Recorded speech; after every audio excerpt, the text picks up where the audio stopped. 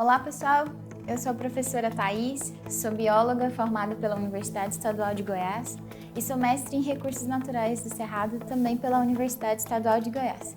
E hoje nós vamos ver a nossa aula de Ecologia 1, parte 2. Começando pela tabela de vida e modelos matricial de Leslie. O crescimento de uma população com estrutura etária pode ser projetado utilizando álgebra matricial, ou matrizes.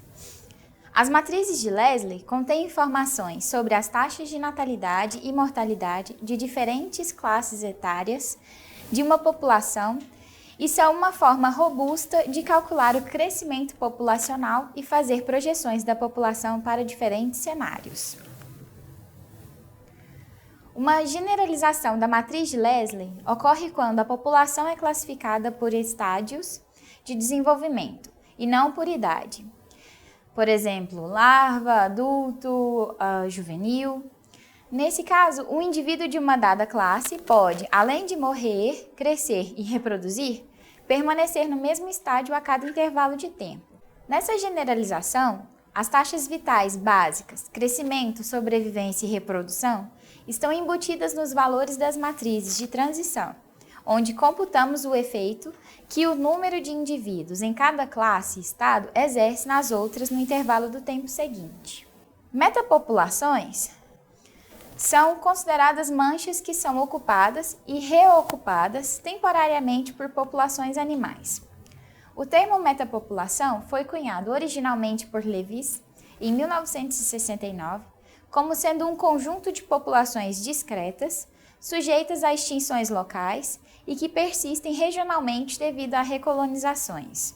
Muitas vezes, durante o processo de fragmentação, populações de uma mesma espécie podem manter-se isoladas em fragmentos, conectando-se com outras ocasionalmente através de deslocamentos de alguns poucos indivíduos.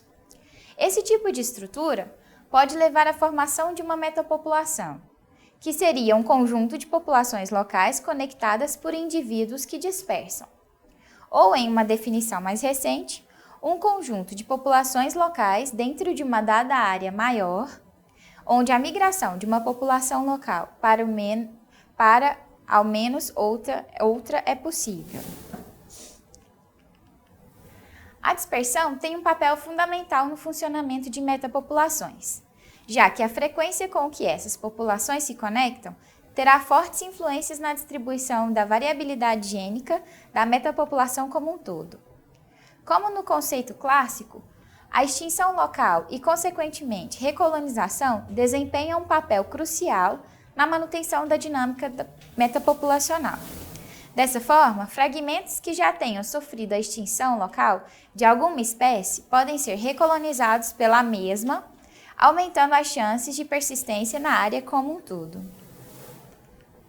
Harrison, em 1996, propôs 4 modelos nos quais se pode classificar as metapopulações naturais, sendo eles: metapopulação clássica, modelo no qual há um núcleo formado por um conjunto de populações pequenas, mas conectadas com tanta frequência que o número como um todo nunca se extingue, servindo como fonte de migrantes para populações periféricas que continuamente se extinguem e são substituídas por recolonizações.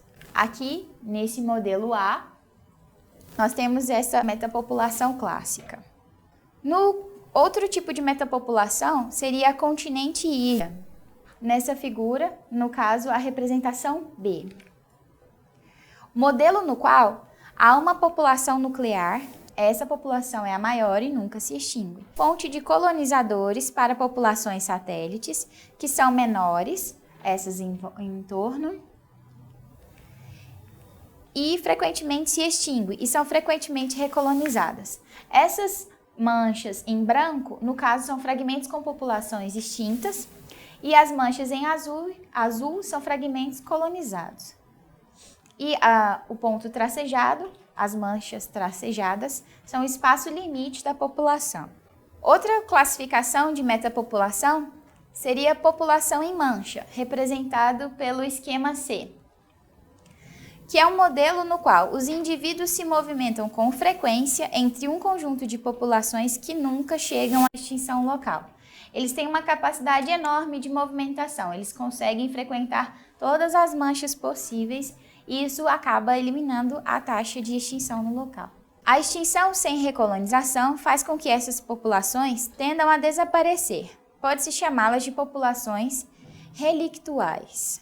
A fragmentação de habitats é uma das mais importantes e difundidas consequências na atual dinâmica do uso da terra pelo homem. Como que isso influencia o ambiente? A taxa com que o homem está alterando as paisagens naturais é muito maior do que a dinâmica de perturbação natural dos ecossistemas. Espera-se que a perda de habitat durante o processo de fragmentação reduza drasticamente o tamanho das populações de espécies raras e de plantas. As populações remanescentes, restritas a poucos fragmentos, podem enfrentar declínios adicionais devido a elevadas taxas de mortalidade dos adultos, extração de madeira, competição com espécies de plantas exóticas e invasores e incêndios florestais. Outros declínios populacionais são esperados em consequência de alterações no processo de dispersão de sementes e de recrutamento de plântulas, pois a perda do habitat e a caça resultam na eliminação dos vertebrados dispersores.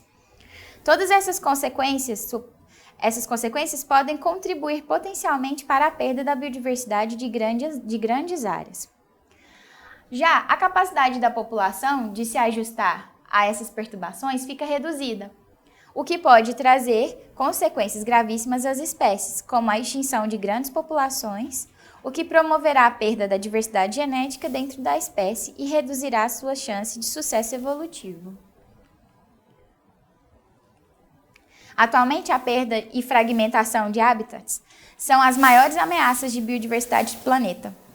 Esses dois processos representam um estágio inicial de degradação dos ecossistemas naturais em direção às paisagens dominadas pela espécie humana, nas quais a natureza permanece na forma de pedaços sitiados, ou de manchas ou de áreas de fragmento, que, como dito por Corlett em 2000.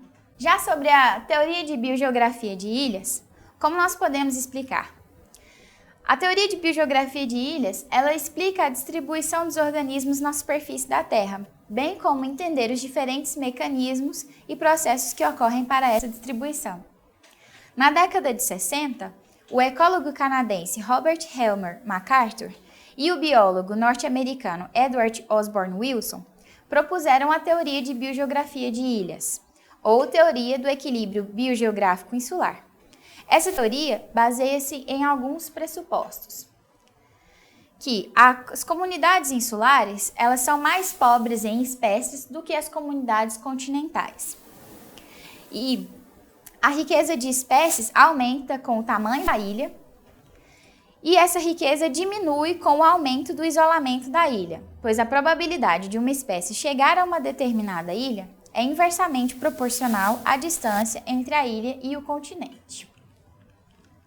Aqui nós temos um gráfico representando isso que eu acabei de dizer, que mostra no começo da colonização, do processo da colonização de ilhas, nós temos a taxa de imigração em azul, a taxa de extinção em vermelho e aqui embaixo nós temos o número de espécies.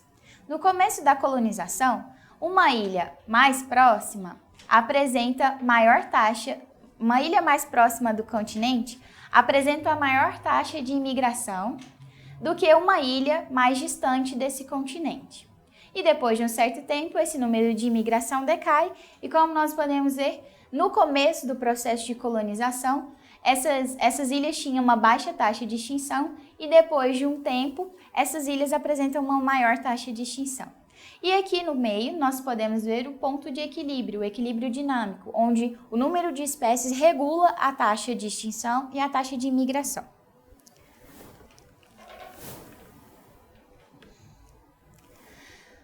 Outros pressupostos é que a probabilidade de extinção de uma ilha, de uma espécie, varia em função do tamanho da ilha. E o número de espécies em uma ilha representa um equilíbrio entre as taxas de colonização e a taxa de extinção, como eu já havia dito. Aqui nós podemos ver nessa representação esse meio ponto aqui, esse meio de intersecção das duas retas, representando a taxa de imigração e a taxa de extinção, é o equilíbrio dinâmico. O equilíbrio no número de espécies depende da extensão territorial da ilha. Nós podemos observar nessa representação gráfica que em azul nós temos a taxa de imigração e em vermelho a taxa de extinção. Que em uma ilha pequena apresenta uma menor taxa de extinção do que uma ilha grande que apresentaria uma maior taxa de extinção. Conforme a teoria de equilíbrio biogeográfico insular, o número de espécies em uma ilha depende do equilíbrio entre as taxas de extinção e imigração, que são influenciadas pela distância da ilha ao continente. E populações de pequena dimensão, como as das ilhas mais vulneráveis à extinção, consequência de competição ou predação, à medida que o número de espécies aumenta por imigração, aumenta também a taxa de extinção. Assim, a raridade de cada espécie também aumenta. E é isso. Muito obrigada. E aqui umas referências para que vocês possam entender um pouco mais sobre os assuntos tratados hoje. O Beagle e esse site que tem umas informações muito legais e bastante didáticas sobre o tema tratado. Obrigada.